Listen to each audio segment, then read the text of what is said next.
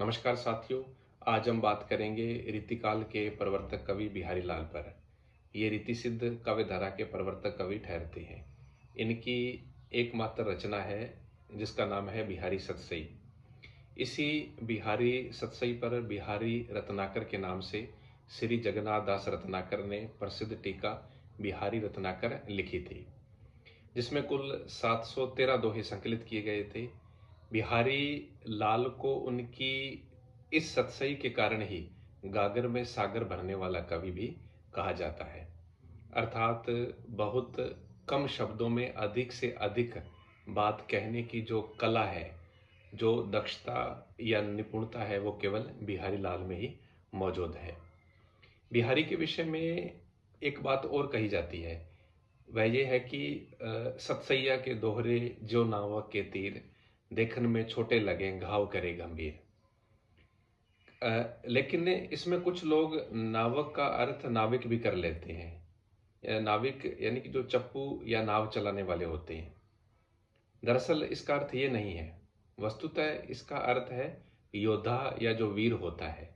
यानी कि नावक का अर्थ है जो वीर या जो योद्धा है, जो युद्ध करने में, जो युद्ध की कला में निपुण है। प्राचीन समय में जब युद्ध होते थे तो आमने सामने से तीर भालों से युद्ध हुआ करते थे।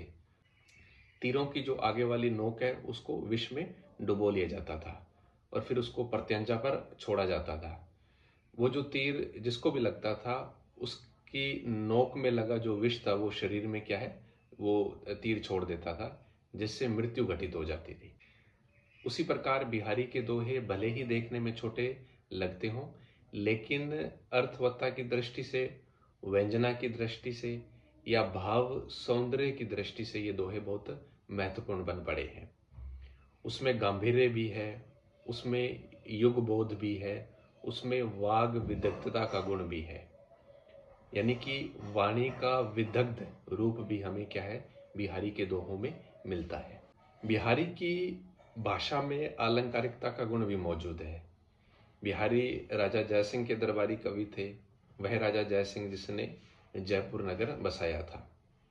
इनकी सतसई का जो पहला दोहा है वो ये है कि मेरी भव बाधा हरो राधा नागरी सोई, जातन की झाई परे श्याम हरित दुति होई। ये दोहा इस सतसई का मंगलाचरण माना जाता है। प्राचीन काल में मंगलाचरण लिखने के उद्देश्य रहा करते थे, जैसे कि रचना निर्विघ्न समाप्त हो, रचना में किसी प्रकार की रुकावट ना हो। कवि अपने इष्ट देवता से भाषा, शब्द आदि चाहता था, इसलिए वह मंगलाचरण से अपनी रचना क्या है शुरू करता है। दूसरा उद्देश्य ये होता था कि वह त्रितापों से मुक्ति भी चाहता है। दैहिक, दैविक और भौतिक तापों से कवि क्या है, मुक्ति चाहता है। तो कवि कहता है कि मेरी भव बाधा हरो।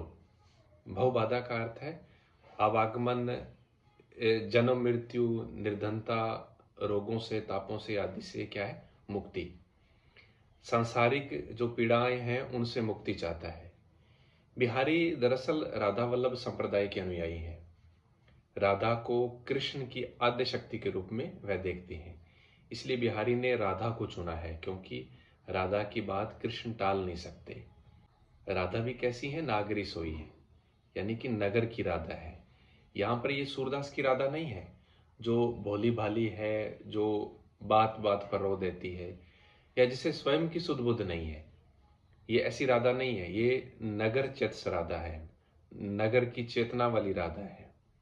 इसलिए एक जगह पर बिहारी लिखते हैं कि बतरस लालच लाल की मुरली धरी लुकाए, सोह करे भवन हंसे देन कहीं नट जाए।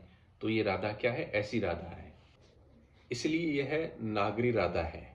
राधा की बात कृष्ण टाल नहीं सकते, कृष्ण तक बात अवश्य पहुंचेगी। तो बिहारी कहते हैं कि मेरी भव बाधा हरो, हे नागरी राधा मेरी संसार की बाधाएं हर लो, इन बाधाओं से मुक्ति दिलाओ, जातन की झाई परे। इस दोहे में कवि का अलंकारिक जो चमत्कार है वह अद्भुत है। श्लिष्ट सौंदर्य भी बिहारी की अनोखी विशेषता है। अनेक शब्दों में श्लेष अलंकार का प्रयोग कवि ने यहाँ पर किया है। श्लेष का अर्थ होता है चिपका हुआ। 3 शब्द हैं जहां श्लिष्ट सौंदर्य मौजूद है।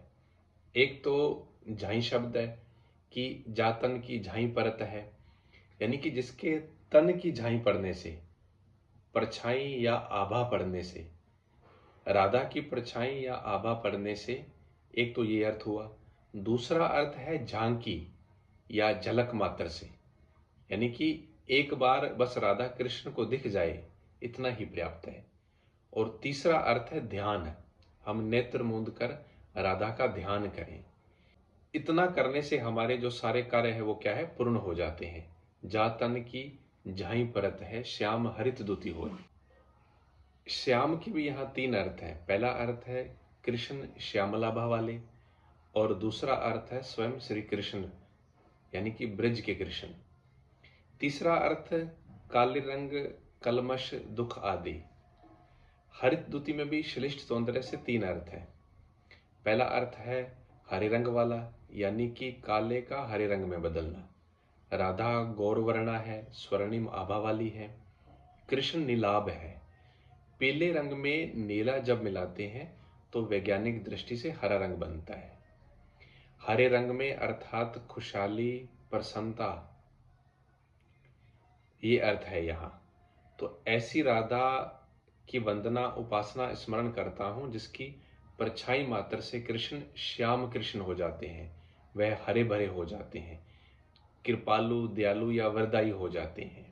दूसरा अर्थ यहाँ पर है उस राधा की जिसकी झाई अर्थात झलक मात्र से, एक झलक मात्र से वो जो लीला पुरुषोत्तम कृष्ण है, वो जो दृढ़ प्रतिज्ञ कृष्ण है, वो भी प्रसन्न वदन हो जाते हैं। हरित दुति माने वदन माने चेहरा, खुशहाल चेहरा उनका, यानी कि मुस्कान आ जाती है चेहरे पर, मुखारविंद पर खुशहाली छा जाती है। बहुत सुंदर परिकल्पना है यहाँ पर कवि की। और तीसरा अर्थ है उस राधा के ध्यान मात्र से, आंख मूंद कर ध्यान मात्र करने से हमारे मन पर जो कलुष्य है, जो मैल है, कलमशता या पाप है, सांसारिक भौतिक मायावी मैल जम जाती है, ये सब धुल जाती है, उज्ज्वलता, आलोक बढ़ जाता है। बहुत सुंदर परिकल्पना मंगलाचरण में कवि ने की है।